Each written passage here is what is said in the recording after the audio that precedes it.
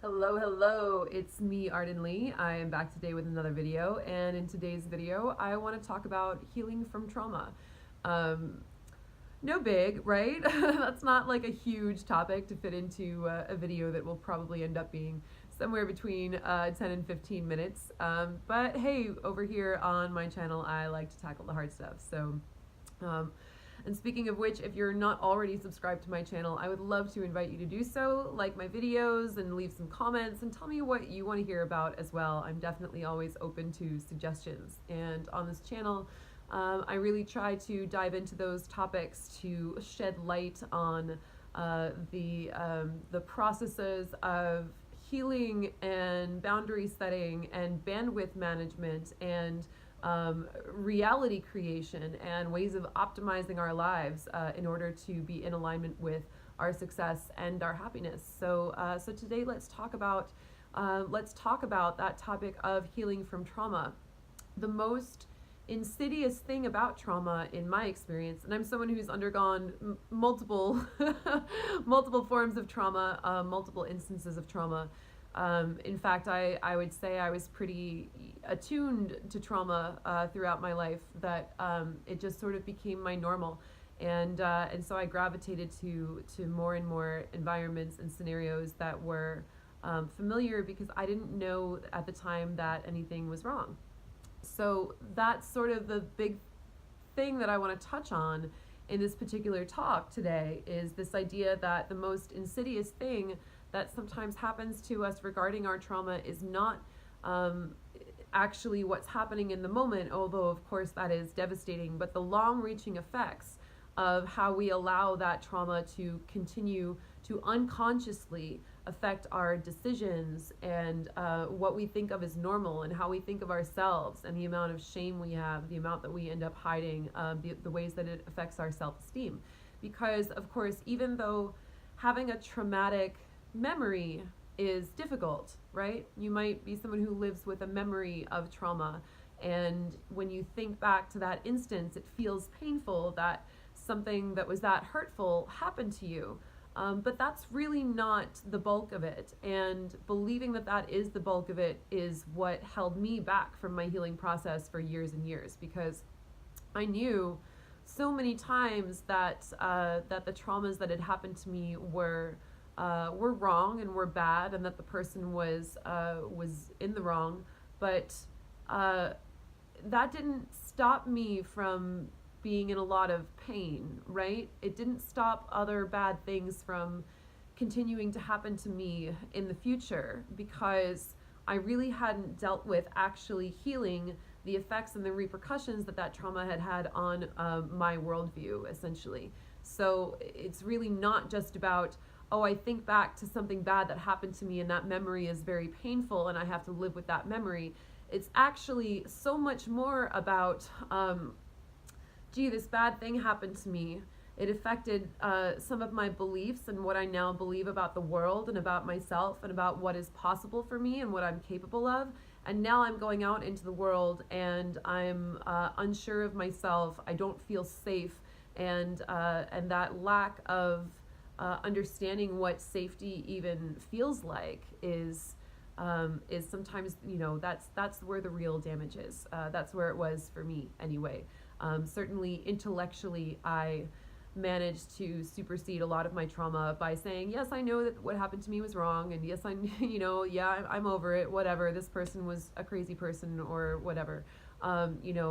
This had nothing to do with me, essentially. This person was acting in ways that were, in their head, and this has nothing to do with me, so therefore, I understand that and I accept that, and I just sort of drew a tough lot in life with getting, this person for a parent, so, I must be fine.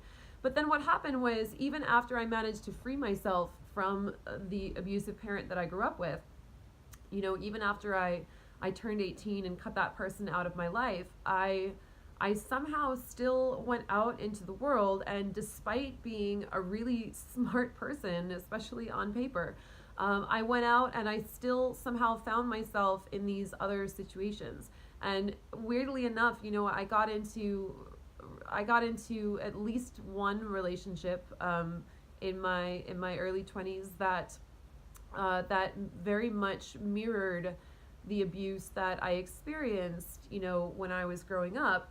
And yet I thought I had healed because I was like, well, now I can talk back. Now I can fight back. Now I'm not a helpless child anymore. Now I can actually lobby for myself, which means that if I'm lobbying for myself, then surely I can make the situation better. And unfortunately, that's not how it works. That actually kept me staying in the situation far longer than I should have, because I thought that being able to fight back and stand my ground as someone who was an equal was the best I could do. That was healing. That this was normal.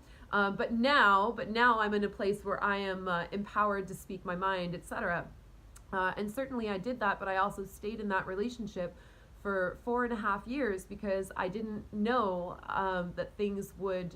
I didn't know that things could possibly be better than that. That the apotheosis of healing was not just an ability to recognize and to say this is wrong, but rather that what real healing is to not only empty that container of all the traumatic imprints that are stored in your body so that you don't keep collecting more and more of them, which tends to happen, but not only to empty that container, but also to fill it with something positive. And what I was missing was a model for positive, healthy relationships in my life. I had to go about specifically curating that for myself. I had to go about specifically giving myself homework and looking around me for people who are in positive, healthy relationships and to attune myself to what that looked like. So something that's really interesting about trauma is one of the things that I learned reading The Body Keeps the Score, which is a book by Bessel van der Kolk.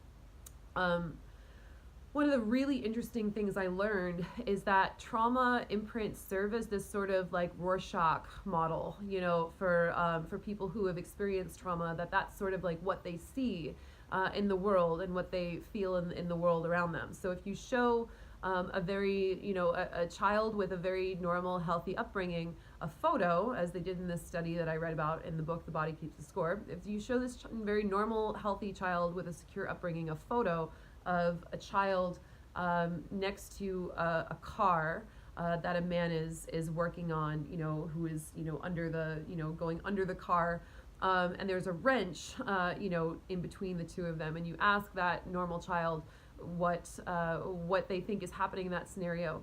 That child with the secure upbringing will say, oh, it looks like, it's a father and son, and the father's working on the car and the son's there to help him. He's going to hand him the wrench when he needs it. But children who have actually had a traumatic upbringing, who have had an upbringing that was rife with abuse or with suffering of whatever kind, would tell a story, an interpretation of that photo upon seeing it, that more match their own view of the world. So some of the children would say, oh, that's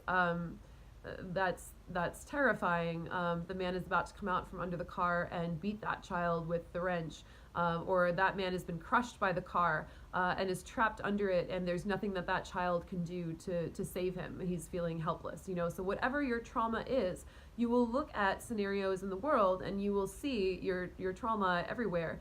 And when you don't know in your body, when your body doesn't have a same imprint for how things can actually be better, then it really does feel like you're trapped in it. And the thing that I want to emphasize so much is that, for me, when I was, living in New York, in my certainly post-childhood, post-adolescence, but still being filled with so many traumatic things around me, happening to me, because I had not yet learned to attune myself to a different story, to a different understanding, to a different worldview, and a different understanding of the world.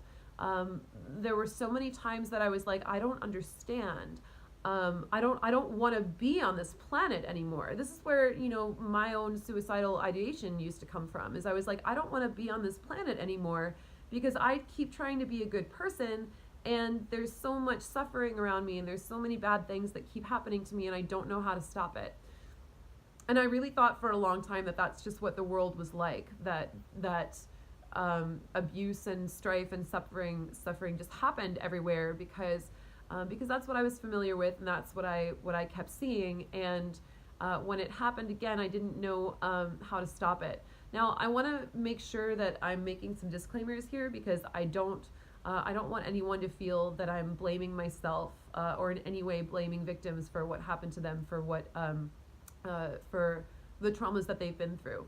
But I think one of the things that you need to understand about trauma and what was the key for me to my healing my own trauma and getting to a better place in my life where I do have safety and support around me and people that I can trust and people that I can rely on, and the world doesn't appear so scary anymore, is that key to understanding how my traumatic experiences shaped my worldview. That meant that it was me who was also responsible for fixing my worldview. And this isn't fair, and it doesn't mean that what happened to me was my fault. And often I compare it to if you're living in a house and somebody comes by and graffitis your house all over, then, you might experience more, and if you don't fix it, you might experience more and more people coming to your house and graffitiing it or breaking the windows or doing damage because, as we know, like something that already looks like it's broken down, whatever, just kind of receives more of the same.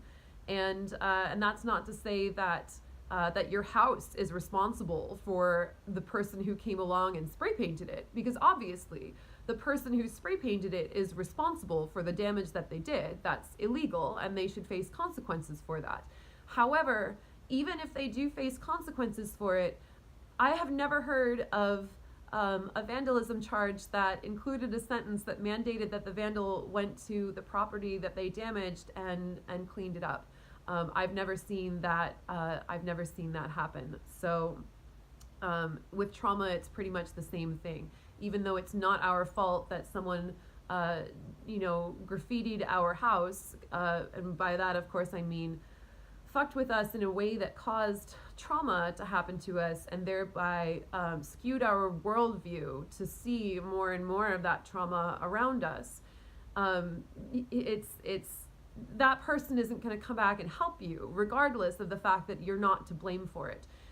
So unfortunately, our healing is on us, and that sucks. I wish that we lived in a world where there were better processes of restorative justice, and we're just starting to talk about that now. Here in the year of our Lord 2018, we're just starting to talk about how real justice should include reparations and should include, the person who caused that damage being able to take on some responsibility for the healing of the person whom they perpetrated a crime against. We're certainly not looking at that at a judicial level, at a legislative level, at least, not right now, but at least in our communities, we're looking to, how can this person help, to repair the damage that they've done to another person, right? Whether that's paying for their counseling or their care or being a part of that restorative justice process that, that helps everyone hopefully return to a place of safety.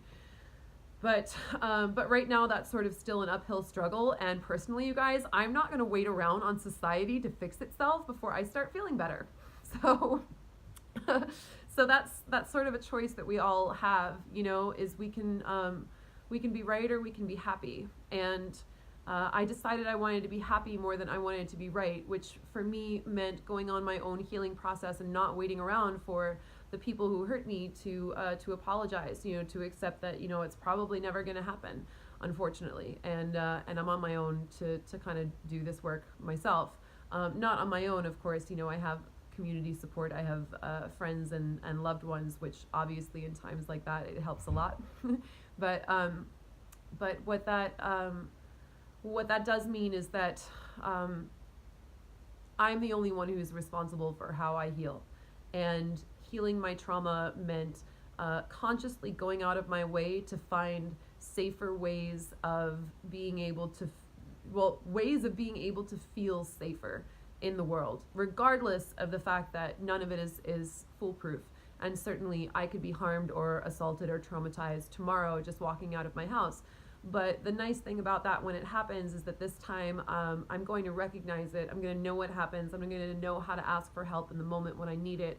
And I'm going to be able to clear it out and process it out of my body rather than keeping it in and storing it and stuffing it down and saying, well, this is just the way things is, or this is just, the the way things are, rather, or this is just how the world is and what the world looks like, and therefore if I want to stay in the world, I have to deal with it, or I don't want to be in the world anymore. I kind of want to kill myself, which is the way that I often felt before I went on that healing journey.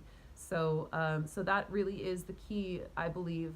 The real obviously healing from trauma is a complex process that can't be summed up in a 15-minute video, and the journey itself is this like kaleidoscopic, fractals upon fractals of expansion and complexity and digging and searching and analyzing and synthesizing.